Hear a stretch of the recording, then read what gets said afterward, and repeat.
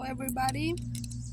Now we have to speak about the case of dermatology now here, and we have like this person that comes in the office, 50 years old man, brought a pruritic rash on his feet. He has intellectual disability, and what else we have to say is that he has this a rash while visiting him, and he has this rash on his foot,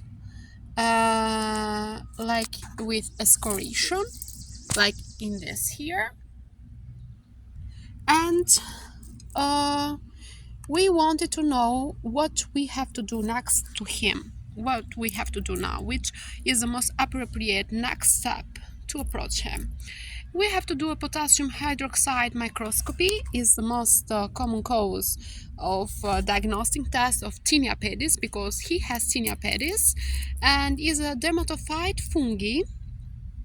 It's a dermatophyte fungi that is Trichophytum species, most common, and we have to see those Trichophytum in the swimming pools, in athletic facilitations, and the clinical features are only three types. Which one? First one is interdigital type. Second one, we have the moccasin type, and the third one is the vesiculobulous type.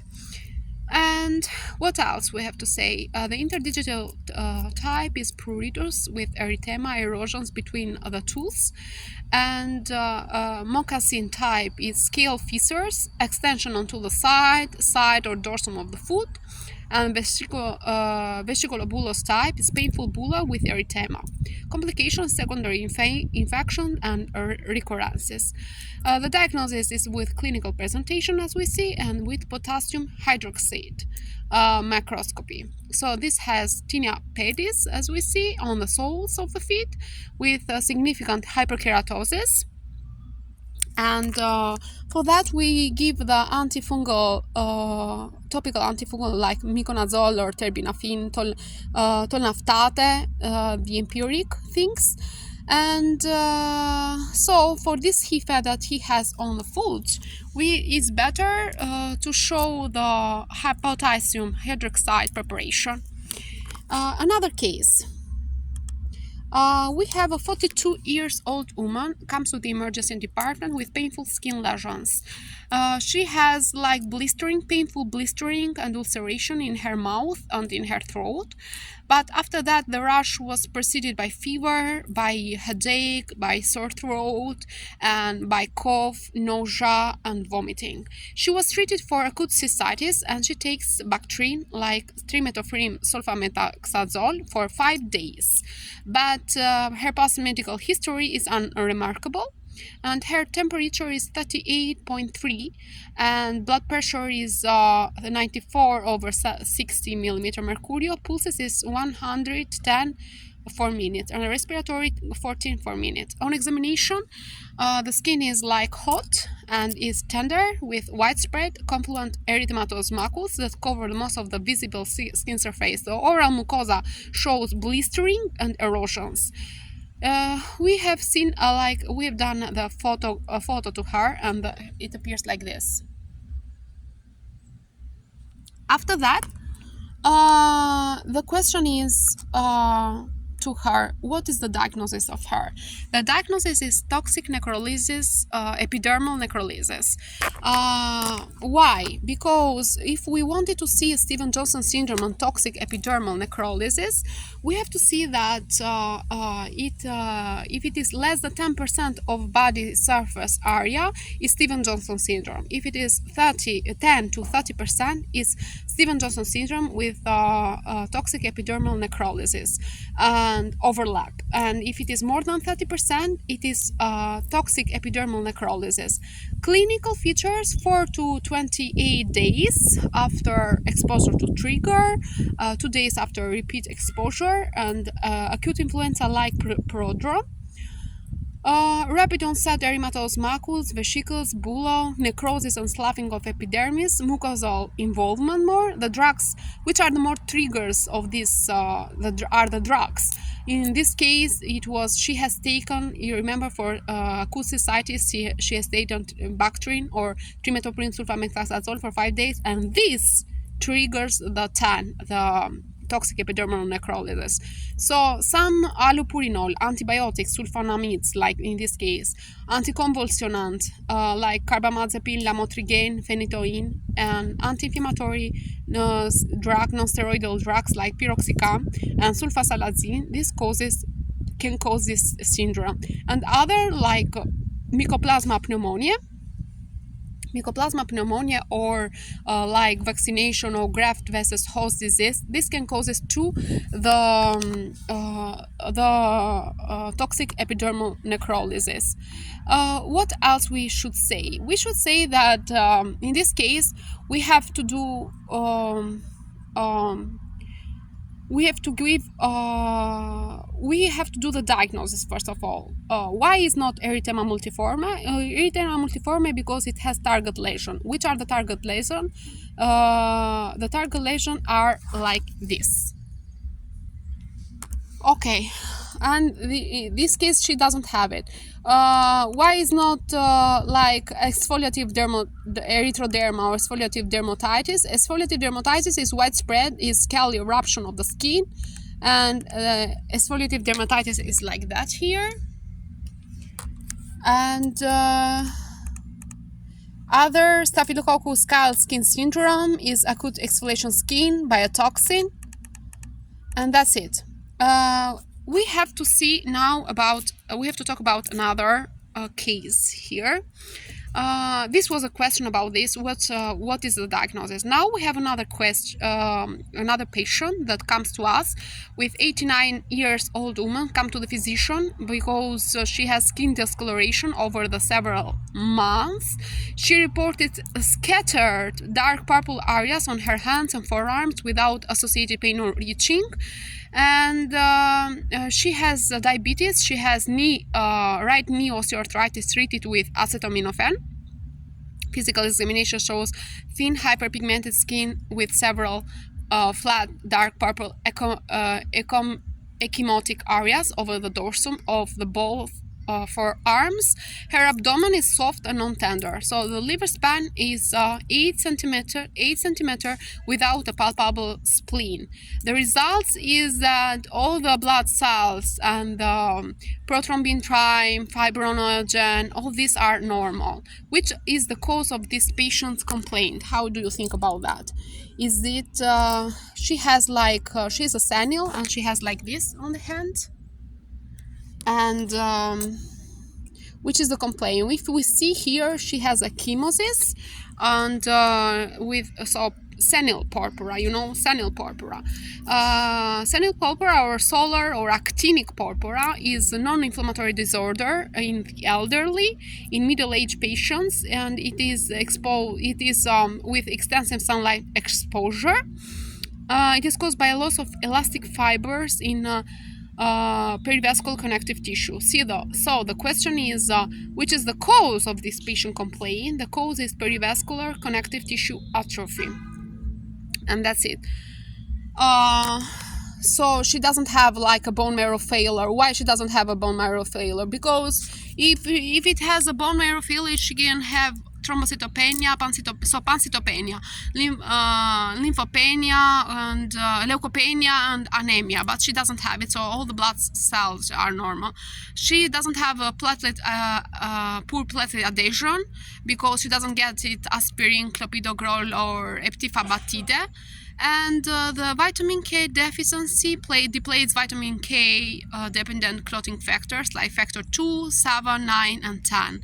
So the patient's coagulation studies are normal, so she doesn't have the vitamin K deficiency. So senile pulpura usually presents with ecchymosis in our elderly patients in area exposed to repeated minor trauma. Extensive surface of the hands and forearms is due to age-related loss of elastic fibers in perivascular connective tissue. Senile pulpura is not diagnosed and required no further evaluation. So this is the case. In this case, we have another case, a new case. It was a 19 years old woman that came to the office for evaluation of chronic acne, and she is like this. And over the past 6 months, the patient has tried several counter for acne treatment, but without treatment. She has a deficit of hyperattention and hyperactivity disorder and mild intellectual disability. Her mother has a seizure disorder and her grandmother died from kidney failure. So what she has a tuberous sclerosis. Tuberous sclerosis is like an autosomic dominant inherited or de novo mutation with a mutation of TSC1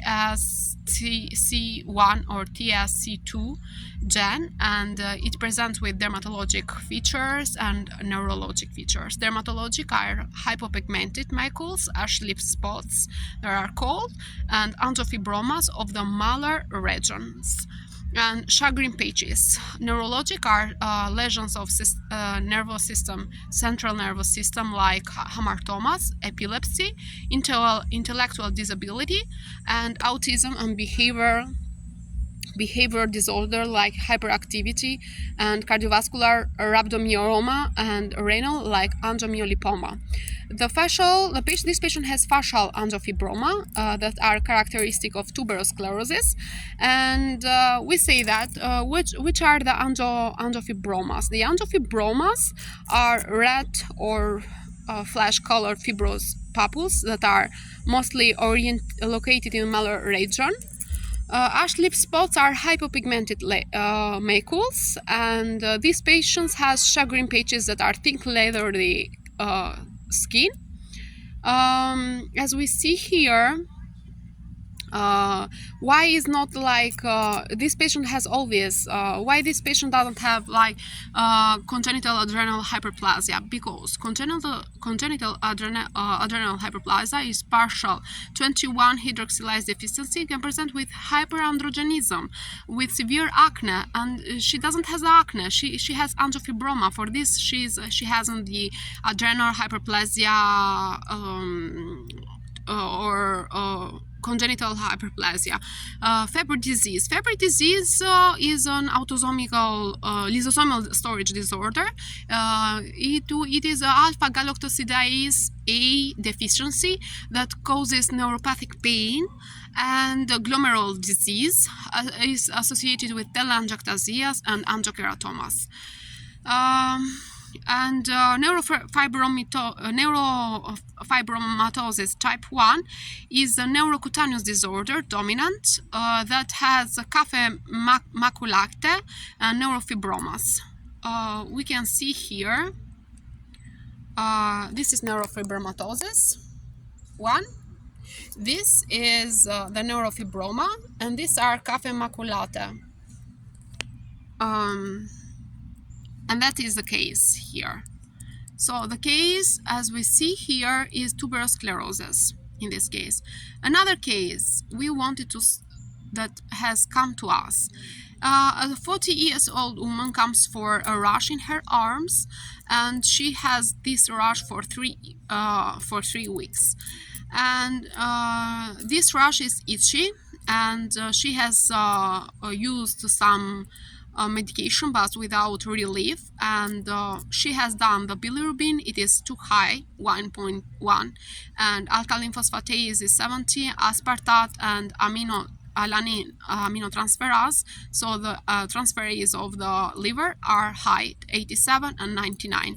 Which is the diagnosis? The diagnosis of this one here, as you see, is the lichen planus. And what is the lichen planus? Is the 5p PS, so like pruritic, purple or pink, polygonal plaques or papules. Lacy white network of lines like Wickham striae can be there, and it is associated. Remember, it is associated with hepatitis C. Some medication can trigger it, like ACE inhibitors and thiazide diuretics. The natural history is the chronic symptoms, formation of lesions at site of trauma, like Kopner reactions, so spontaneous resolution within 2 years, and the treatment is with topical high corticosteroid glucocorticoids like betamethasone, and systemic glucocorticoids and phototherapy are the treatment for that. So in generally, Wickham striae, which is here, as we see, this is the Wickham striae, and so these are more. So we give, if she has this, we give betamethasone to treat her, and it goes away. Why is not atopic dermatitis? This is atopic dermatitis here, as we see.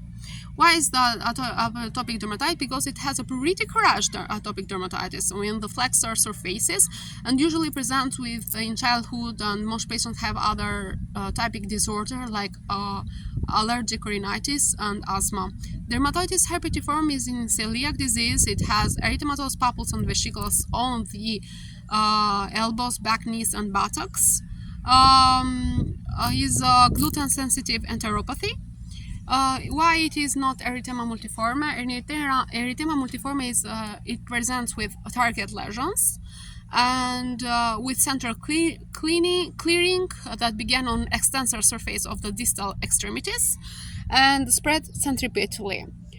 Oral lesions and febrile prodrome are common, and psoriasis target lesions, which are this one on this is erythema multiforme. And if we talk about the psoriasis is has erythematous plaques with thick silvery involving the scalp, the knees, and the extensor surfaces. The tinea corporis is with central clearing and the ovoid annular round scaly border. Small papules. Patients are more consistent with this.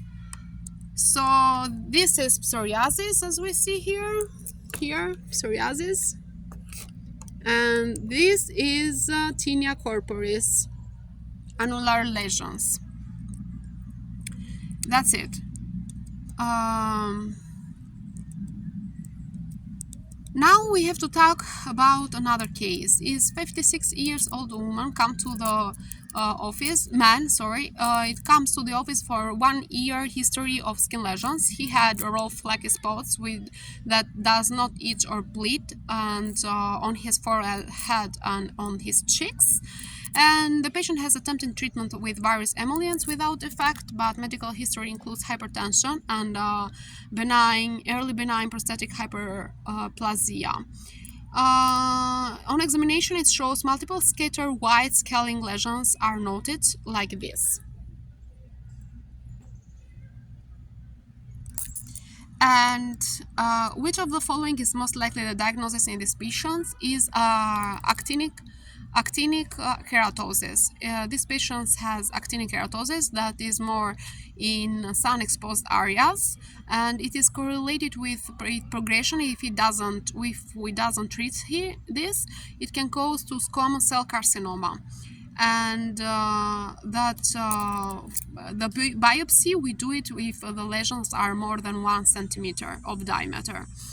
And we use cryotherapy like liquid nitrogen or fluorouracil to treatment. And so dermatitis, allergic contact dermatitis is not that, because it has this allergic contact dermatitis. It is characterized by erythematous papules or vesicles with lichenification in chronic case.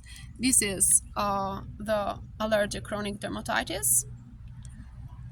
And lichenification is in chronic cases. Common triggers are toxicodendron and nickel rubber, topical medication, etc.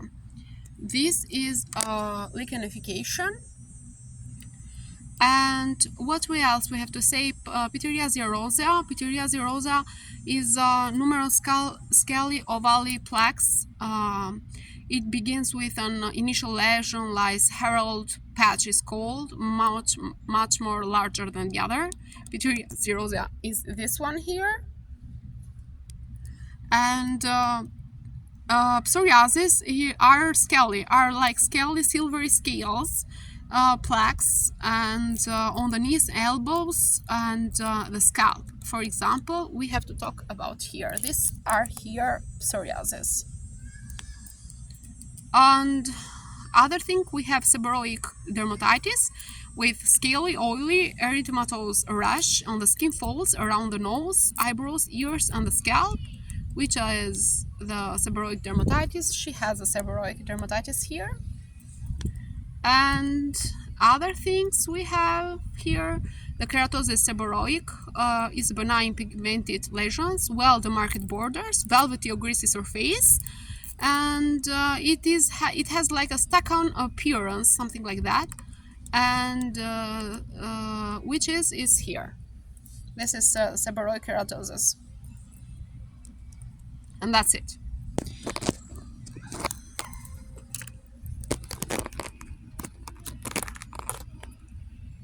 So we have taken 6 causes. We have another one here, another person that comes. We have to discuss on the next section. Have a great time. Enjoy your life. By Dr. Bernarda. Bye.